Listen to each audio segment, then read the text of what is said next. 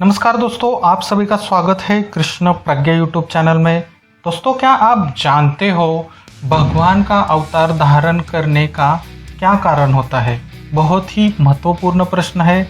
अगर इस प्रश्न का उत्तर आपको सच में जानना है तो आपको भगवद गीता का 4 अध्याय का श्लोक संख्या 8 जानना बहुत ही ज़रूरी है। चलिए देखते हैं क्या है वो श्लोक। हमारा श्लोक है ये।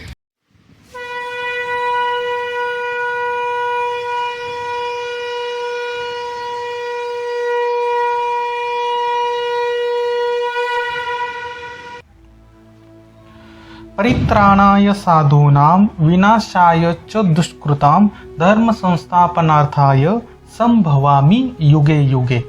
परित्राणाय साधूनां विनाशाय च दुष्कृतां धर्म संस्थापनार्थाय संभवामि युगे युगे। अब हम श्लोक का संधि विच्छेद और हिंदी अर्थ देखते हैं। श्लोक की पहली लाइन है परित्राणाय साधूनां विनाशाय च दुष्कृतां। दोस्तों, यहाँ पे विशेष प्रकार की संधि नहीं हो रही है, जैसे है वैसे ही आएगा। अब हम श्लोक का हिंदी अर्थ देखते हैं। परित्राणाय का अर्थ होता है उद्धार के लिए। किसके? साधु नाम अर्थात साधुओं का। विनाशाय अर्थात विनाश करने के।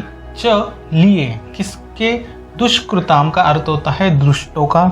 दूसरी लाइन देखते हैं। धर्म संस्थापनार्थाय संभवामि युगे युगे। संधि विच्छेद करते हैं। धर्म संस्थापनार्थाय। संधि विच्छेद कैसे होगा? ध्यान जरूर देना। धर्म धन संस्थापन धन अर्थाय संभवामि युगे युगे। यहाँ संधि नहीं हो रही है। हिंदी अर्थ देखते हैं। धर्म संस्थापनार्थाय का अर्थ होता है धर्म पुनः स्थापना के लिए। संभवामि प्रकट होता हूँ। युगे युगे का अर्थ होता है युग युग में।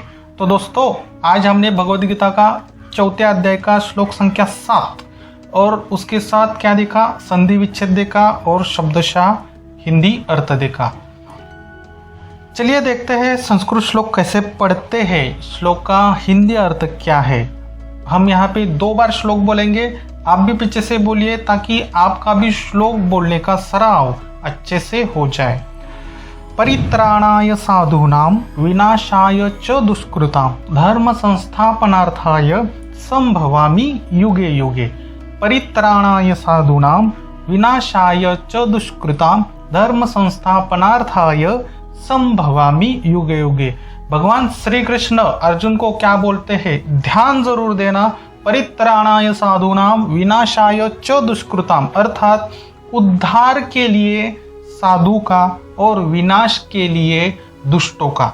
ध्यान जरूर देना। क्या है बोल रहे हैं यहाँ पे? उद्धार के लिए। किसका उद्धार करने के लिए? साधु लोगों का उद्धार करने के लिए। विनाश करने के लिए। किसका? दुष्टों का विनाश करने के लिए। ठीक है। बाद में क्या बोलते हैं? धर्म संस्थापनार्थाय संभवामि युगे युगे अर्थात धर्म की पुनः स्थापना करता हूँ, उसके लिए मैं प्रकट होता हूँ। कब प्रकट होऊंगा? युग युग में। ठीक है, यही है अर्थ इस श्लोक का।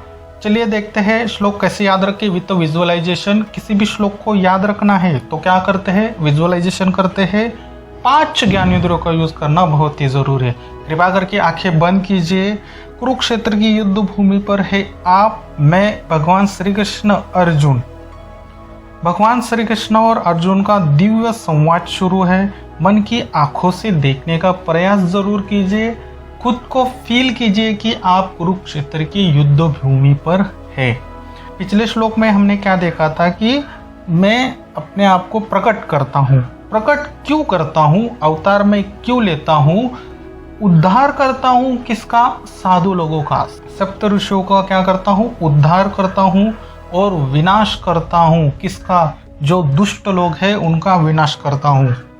देखिए, साधुओं का उद्धार करना और दुष्टों का विनाश करना ये तभी पॉसिबल हो सकता है जो पावर है वो किसी अच्छे आदमी के हाथ में होती है। तो ये संभव होता है कि साधु लोगों का वो उद्धार करते हैं और विनाश किसका करते हैं? दुष्टों का।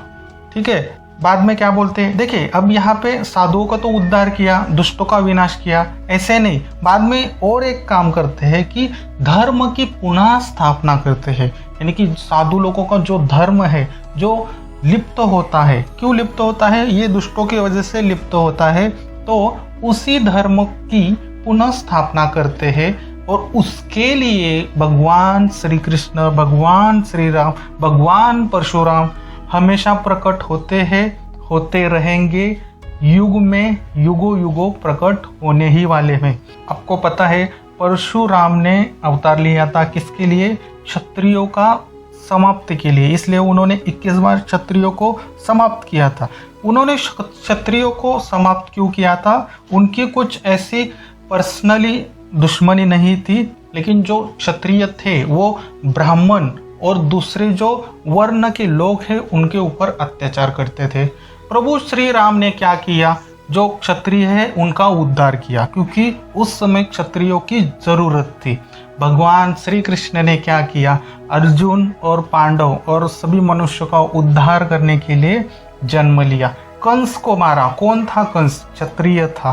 तो भगवान कभी भी भेदभाव नहीं करते, और जो ये वर्ण है ब्राह्मण, वैश्य, शूद्र, ये सिर्फ किसके लिए है, सिर्फ और सिर्फ वो काम अच्छे से चले इसके लिए है। तो ये बहुत ही महत्वपूर्ण श्लोक है कि भगवान श्री कृष्ण, भगवान परशुराम, भगवान श्री राम अवतार क्यों लेते हैं, साधु का उद्धार करने के लिए और दुष्टों का विनाश करने के लिए, फिर धर्म की स्थापना करते हैं, और ऐसे करने में वो हर युग में जन्म ले रहे हैं, हर युग में जन्म लेंगे। यानी ये भूत में भी होगा, वर्तमान में भी ऐसा ही होगा और भविष्य में भी ऐसा ही होगा। ठीक है, आशा करता हूँ आपने अच्छे से विजुअलाइजेशन किया होगा। श्लोक बोलता हूँ, पीछे से कनेक्ट करने की कोशिश जरूर करना। परित्राणाय साधूनां विनाशाय च दुष्कृतां धर्म संस्थापनार्थाय संभवामि युगे युगे। एक बार फिर से श्लोक बोलता हूँ, बहुत ही महत्वपूर्ण श्लोक है, बहुत ही फेमस श्लोक है दोस्तों ये भगवत गीता का। परित्राणाय साधूनां विनाशाय च दुष्कृतां धर्म संस्थापनार्थाय संभवामि युगे युगे। अब आप लोग आके खोल सकते हो, जो भी इस श्लोक में आपने विजुअलाइजेशन किया है उसको पुनः स्मरण कीजिए, ताकि ये श्लोक आपके दिमाग में अच्छे से बैठ जाए। चलिए 2 मिनट वीडियो पॉज के बाद स्मरण करने के बाद देखते हैं इस श्लोक के क्या है प्रश्न। एक ही प्रश्न है, इस श्लोक से आपने क्या सीखा। जब भी धर्म की हानि होती है, भगवान श्री कृष्ण, भगवान परशुराम, भगवान श्री राम प्रकट होंगे, होने ही वाले हैं, और पुनः सनातन धर्म की क्या नींव रखेंगे, स्थापना करेंगे। चाहे कितने भी मजहब आ जाए, कितने भी धर्म आ जाए, सनातन धर्म जो है वो हमेशा खड़े ही रहेगा और रहने ही वाला है। तो आप कौन से धर्म में है? सनातन धर्म ये कोई रिलीजन नहीं है। जो भी व्यक्ति इस पृथ्वी में जन्म लेता है वो सनातन धर्म में ही जन्म लेता है। बाद में वो हिंदू कहलाता है, बाद में वो इस्लाम कहलाता है, बाद में वो क्रिश्चियन कहलाता है, बाद में वो जितने भी आप जाति जानते हैं उसमें वो कन्वर्ट किया जाता है। लेकिन जन्म तो सनातन धर्म में ही होता है। अगर आपका धर्म सनातन है तो कमेंट्स बॉक्स में कमेंट्स जरूर करना। इसी तरह दोस्तों 700 श्लोक सीखना है तो कृष्ण प्रज्ञा यूट्यूब चैनल को सब्सक्राइब जरूर करना। चाणक्य नीति सीखना है तो चाणक्य प्रज्ञा यूट्यूब चैनल को सब्सक्राइब जरूर करना। विदुर नीति सीखना है तो विदुर प्रज्ञा यूट्यूब चैनल को सब्सक्राइब जरूर करना। इस श्लोक पे विचार भी जरूर करना।